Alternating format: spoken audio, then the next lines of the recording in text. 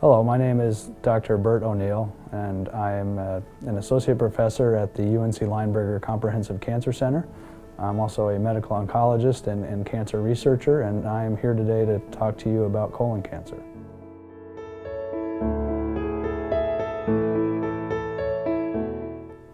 Cancer of the colon is one of the most common cancers we see in the United States and in a lot of the Western world. We think that colon cancer is common because of our diet. If you have colon cancer, there probably wasn't anything different about your diet than most other people you know, but what we consider a Western diet is one of the main risk factors for colon cancer.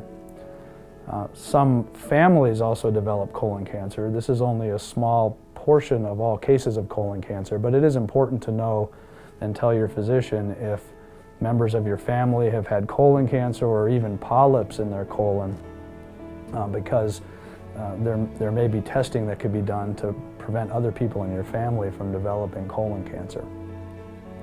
The way we can prevent colon cancer is with colonoscopies, and you probably had a colonoscopy to diagnose your cancer. When colon cancers start out as polyps before they become cancers, and these can be removed and essentially prevent cancers from ever happening.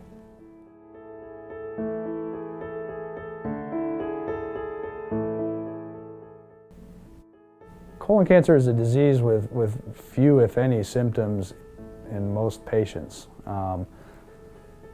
Some patients have their colon cancer diagnosed because they've been diagnosed with anemia, especially iron deficiency anemia. Patients who do have symptoms may have things like blood in their bowel movements or changes in the character of their bowel movements, such as thinness of the bowel movements or a change in frequency, such as constipation.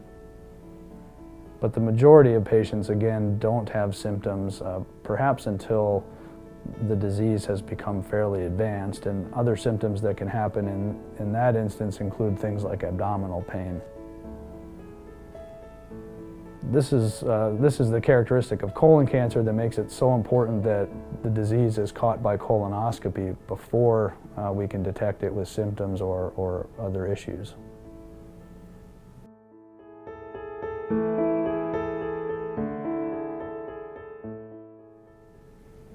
Once colon cancer has been detected, usually again by colonoscopy, the diagnosis is confirmed by biopsy. That biopsy usually is done at the time of the colonoscopy, where a piece of the mass or tumor is taken and a pathologist looks at it under the microscope. Most colon cancers are of the same type, a type we call adenocarcinoma. That's a more general term. Many types of cancer can be adenocarcinomas. Rarely we'll see colon cancers that fall into other categories, but again, we tend not to call those colon cancers. Once the colon cancer has been confirmed, the most important step is to determine what the types of treatment the patient will need will be. And we determine that through a process called staging. Staging is a general term for determining what is the extent of the cancer, or for example, has it spread. Before surgery, which most patients with colon cancer will need to have, patients may undergo a CAT scan or an MRI or occasionally a PET scan to help determine whether the colon cancer is limited to the colon or whether it has spread to other parts of the body.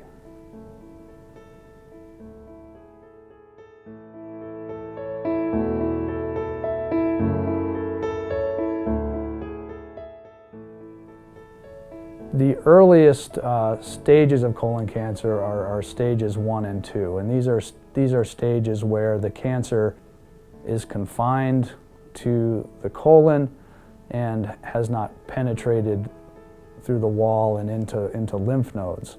The presence of positive lymph nodes would make a cancer stage 3. Stage 1 and 2 colon cancers are primarily treated with surgical resection, and surgical resection includes removal of the colon mass itself, plus part of the normal colon adjacent to the mass, and connective tissue that connects the colon to the blood vessels of the abdomen, and that is where the lymph nodes lie. For most patients with colon cancer, we won't be able to tell what their true stage is until after they've had surgery, meaning that once the colon cancer has been removed, the stage is actually determined by a pathologist who looks at what the surgeon has taken out of your body and determines those factors I mentioned. How far has the tumor gone through the wall of the colon, and particularly has the tumor involved any lymph nodes. During surgery, your surgeon will also examine your abdomen carefully to see if there's any evidence of spread of the colon cancer that CAT scans or other tests you had prior to surgery could possibly have missed.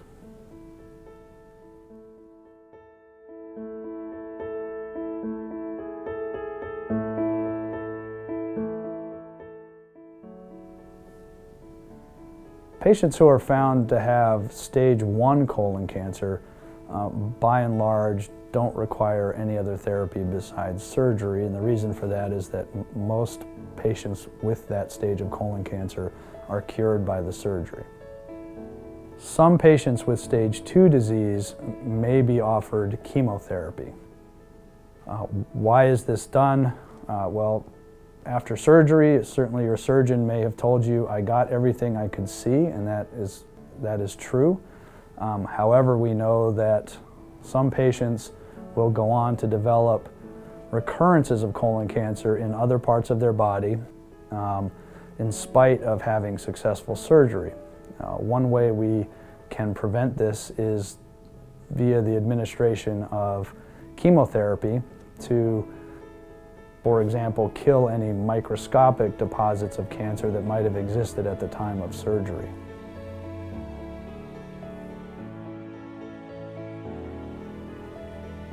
Stage 3 colon cancer means that the cancer has spread from the site it began in the colon to lymph nodes nearby.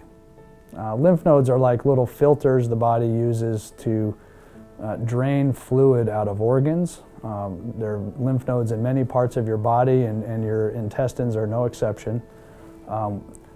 We find these lymph nodes by looking at the surgical specimen. When your surgeon removes your cancer, he or she also removes part of the normal colon and what's called the connective tissue around the colon, and that connective tissue is where the lymph nodes are found. When your surgeon has taken the tumor and part of the colon out, it is given to a pathologist who then looks for lymph nodes in the connective tissue and examines those lymph nodes under the microscope to see if there's any evidence of cancer in the lymph nodes.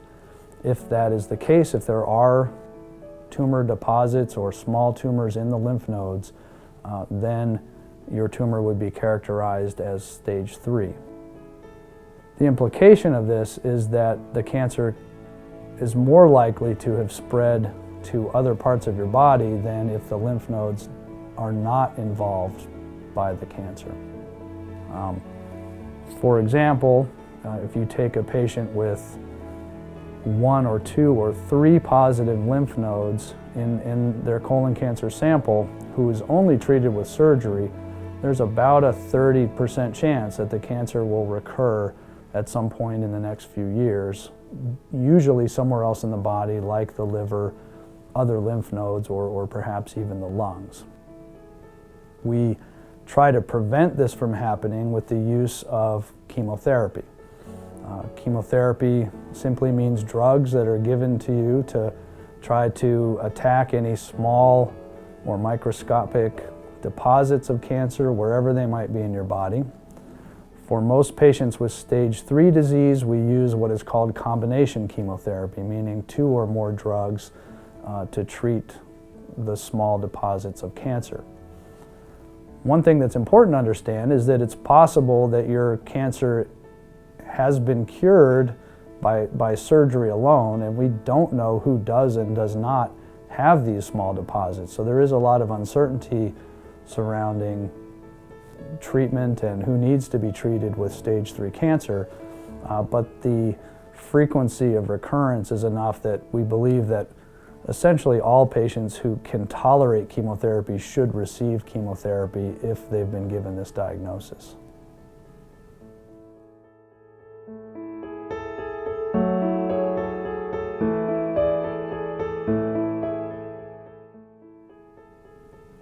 The two main chemotherapy types we use to treat stage 3 colon cancer are fluoropyrimidines, and the fluoropyrimidines include an oral drug called capecitabine and an intravenous drug called 5-fluorouracil. Those can be used interchangeably. And the second drug that is most commonly used for stage 3 colon cancer is called oxaliplatin. The fluoropyrimidines have few, if any, known long-term side effects, meaning that any side effects you'd experience during chemotherapy are likely to go away for good when chemotherapy is finished. Oxaliplatin does have one potential long-term side effect, which is called neuropathy. And generally, neuropathy is something that a patient would experience as numbness or tingling in the fingers, toes, hands, and feet. And this is a side effect we try to prevent by stopping oxaliplatin if this symptom begins to occur while a patient is receiving their chemotherapy.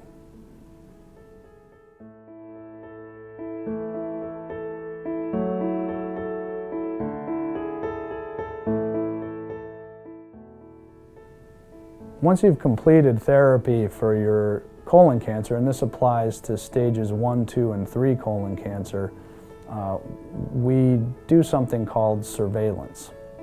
Surveillance is a term for watching for signs of recurrence. And there are a few tests we do that are useful in finding recurrences at a point where they can still be treated. The main tests that are done during surveillance are physical examination, a blood test called a carcinoembryonic antigen or CEA test, colonoscopies, and in some patients, imaging studies such as CAT scans, MRIs, or PET scans. These tests are initially done with relative frequency, and then as you get farther and farther out from the time of your treatment, if there's no evidence of disease recurrence, the surveillance tests may be spaced out farther and farther until we feel that it is safe to release you to your primary care physician for long-term surveillance. With colon cancers, it appears that the majority of recurrences that are going to happen within the first 3 years, and almost all of the recurrences happen within 5 years.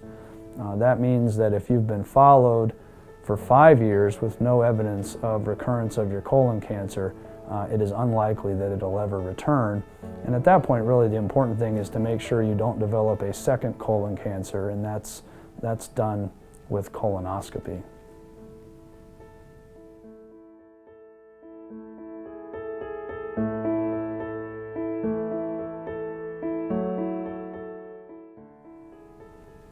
If your doctor has told you you have stage 4 colon cancer, basically he or she is telling you that there is evidence that the cancer has spread outside the colon and outside of the lymph nodes in the region of the colon cancer.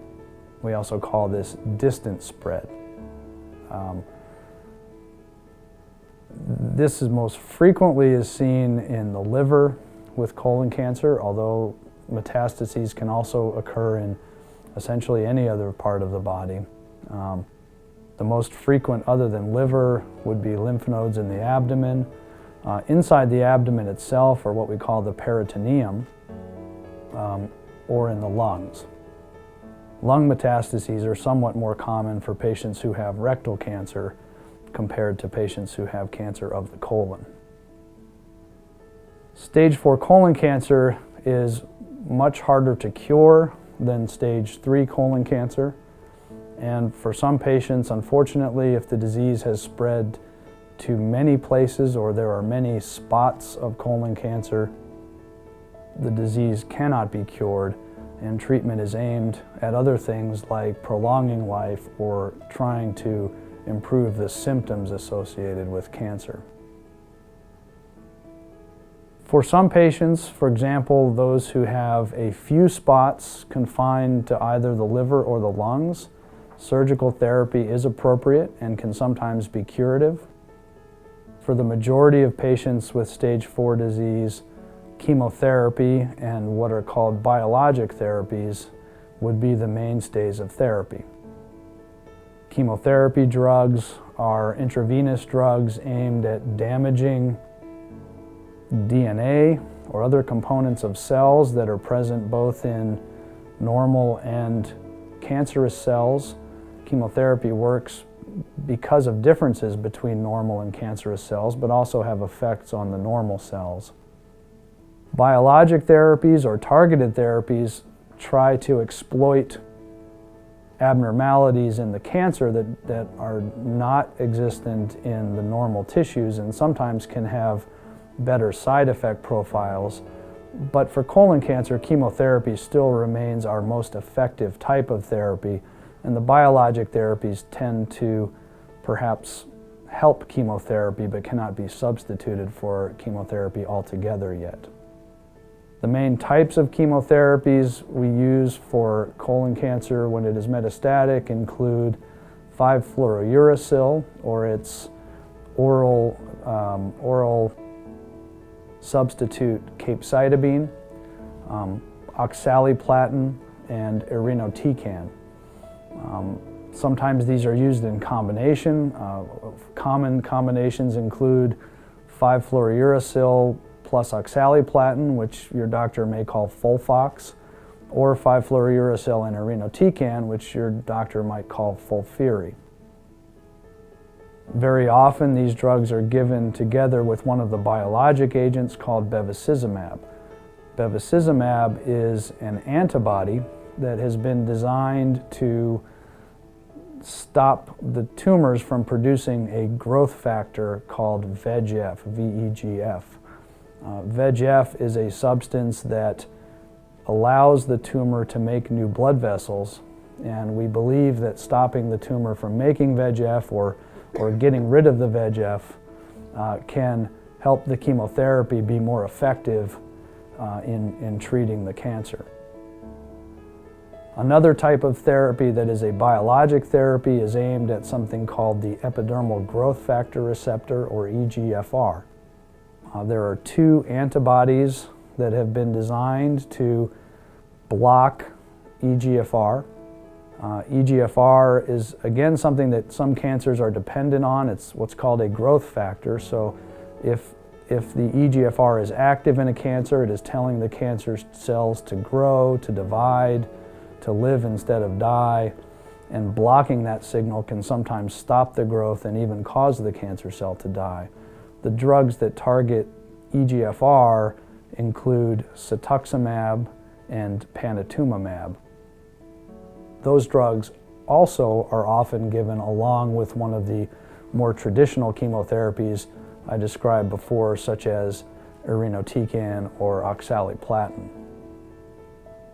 Many patients with stage 4 disease will remain on chemotherapy for a long time. Survival of patients with metastatic colon cancer has consistently improved since the late 1990s as we've had more and more drugs approved for treatment of this condition.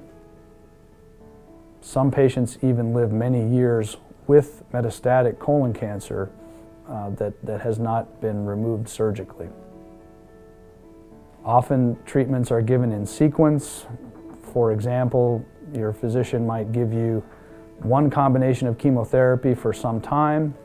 When he or she finds evidence that that combination is no longer controlling your cancer, he or she might switch you to a different combination, and there are several possibilities, or what we call lines of therapy. You may also wish to ask your doctor about the possibility of treatment breaks, because patients who have done very well with a particular type of chemotherapy may put their cancer into enough of a remission that stopping chemotherapy for some period of time is reasonable. Although for the most part, patients with stage 4 cancer tend to stay on chemotherapy more often than not throughout the course of their disease.